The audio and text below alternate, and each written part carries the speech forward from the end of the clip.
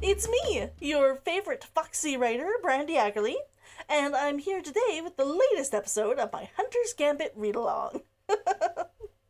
First, on to the news of the week. I will definitely be on Twitch tonight, and I even know what I'm going to be playing! Genshin Impact. I have played just far enough to reach the first town because I wasn't sure if I could save or not before then. So it's very near the beginning.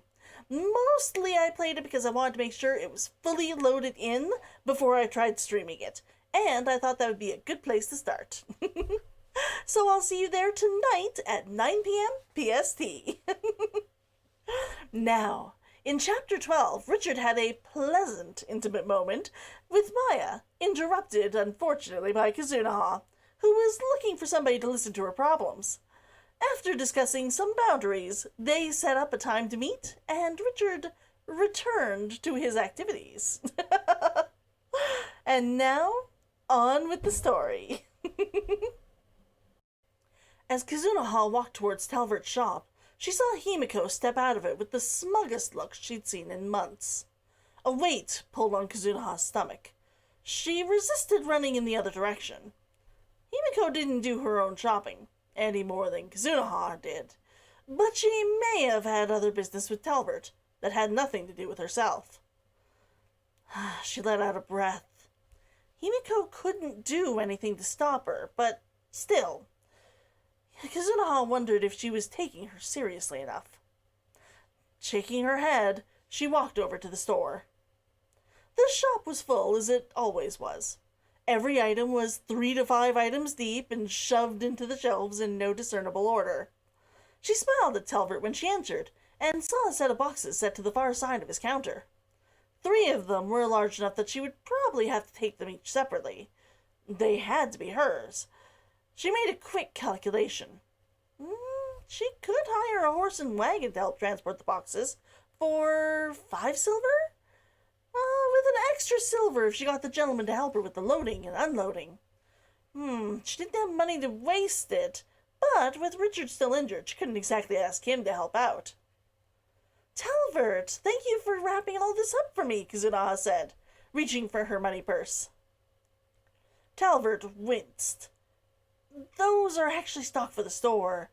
I have a box and a half for you, but, well, I wanted to talk to you about it."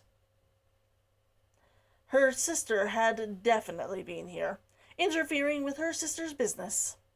Kazunaha smiled at him, trying to keep the expression genuine. "Of course. What would you like to talk about?" He wouldn't quite meet her eyes, playing with the strings of his white apron. "Miss Kazunaha, how was the bag I sold you?" "Perfect," she said, knowing that would work his way around to what he wanted to talk about. "I love the design, and it's been holding up quite well so far." "Good, good. Have you spoken to Almeric yet?" Kazunaha let out a measured breath. The roads outside of town could be dangerous, and she'd gone to Almeric for a set of leather armor. Even the simplest set still needed to be fitted to the person it was meant for. "Of course. Why?" "There's been a bit of delay on stock right now. It's going to take longer to get in." "Here, as well as with Almeric?" she asked, holding out hope that the feeling in the pit of her stomach was wrong. He looked nervous, but nodded. Kazunaha grit her teeth. "How long will it be? And on what?" Everything, especially medical supplies. As for time," he paused. "I really don't know. It could be months." Months. Richard had said that they would discuss how far they were tomorrow and decide when they would leave then. This wasn't an ordinary stock issue, though. If she let it go, it would be a failure on her part. She could see her future now. Dreary, dull, working as her sister's underling for the rest of her life. She would eventually be married off for the good of the family, while her sister married whom she wanted and ran the family businesses. She set her jaw. I'm sure we can work around that. I can see that you still have some of the items I'll need here, she said, looking at him and not at his inventory. Perhaps I can take those away with me immediately. A last chance for him to rethink his decision. He swallowed and averted his gaze. Maybe we should wait. With delays being as they are, well, maybe you'll want to wait on them. Oh, why would that be? Her cheeks hurt from holding the smile. Just think about it, he said, instead of answering her. Just think about it. Long enough for her to hopefully rethink her situation. She felt a rumble in the back of her throat and stopped the growl before it formed. Maybe you're right, Talbert. Maybe we can talk about other things. He smiled, and she closed her trap. Like what my sister offered you. She didn't offer me anything. His feet weren't in accordance with his mouth, and he stepped back. Gods be damned, Talbert! He flinched. You've never gotten involved before, not even when that black fabric came in and everyone wanted it. It sounded civil enough, but it had been a bloody war between her and Himiko. Her hair still hadn't grown back to its prior length before the paint incident. What changed? She asked. He shrank back. Maybe he was remembering the paint incident too. Your sister and the healer are worried because you're leaving town with a man no one knows. The things we do know about him is that he has money and he's dangerous. I can understand you wanting to break away from your family, but this isn't the way. His tone was gentle, supportive. He almost made the argument sound reasonable. But there was one thing that Kazunaha couldn't believe. Deckard would never try to control her life. He'd made it quite plain that he wanted nothing to do with her. Deckard and your sister just want to help. Why don't you talk to Jack instead? I hear he's been making some good inroads with his business, running that new warehouse of his on the docks. He would be more than willing to take some capital and offer you a position, I'm sure. Up to your rank, too. The man was smiling, as if he'd found the perfect solution to the situation. As if she would be happy working as a secretary to the Curlew family. No matter how much she liked Jack, she wouldn't enjoy working for him.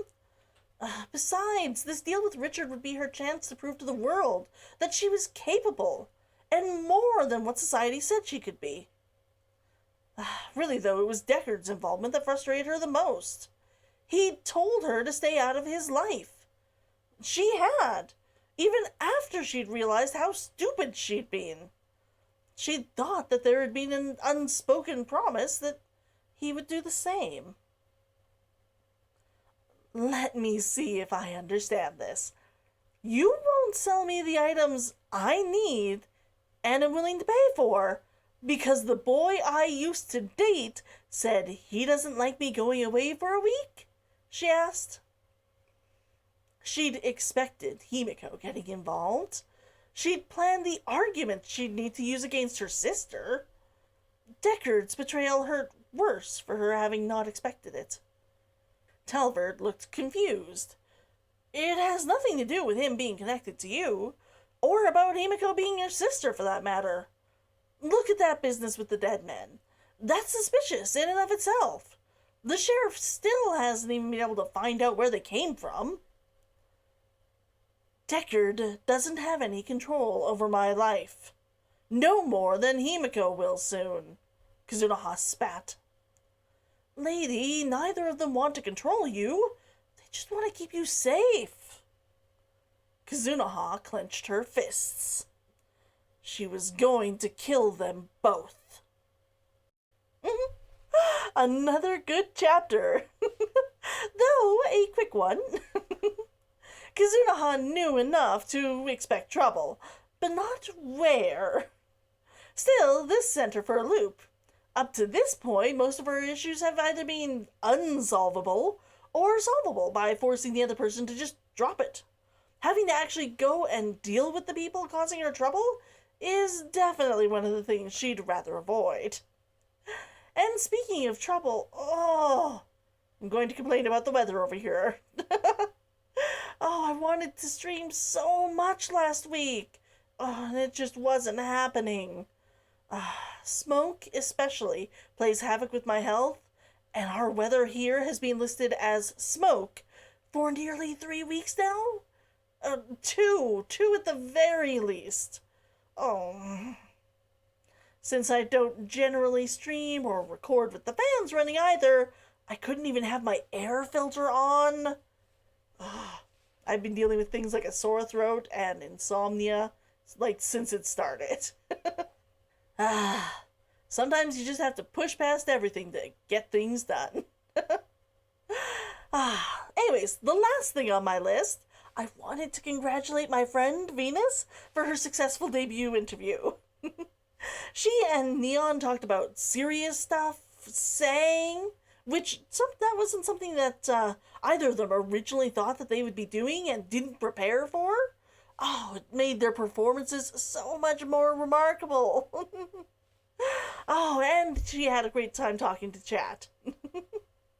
She had a great chemistry, especially with Neon, even if her arms were more excited to be there than she was. She apparently has leap motion, and it can be a bit unreliable the first couple of times you use it.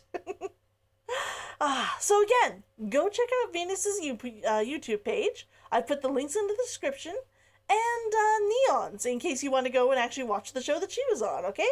Show her some love, alright? Thank you. And that's going to be it for today. Have a great day, and I'll see all of you on Twitch later tonight. Or back here on Friday if you can't make the stream. Remember, it's going to be 9 p.m. PST. See you later. Bye.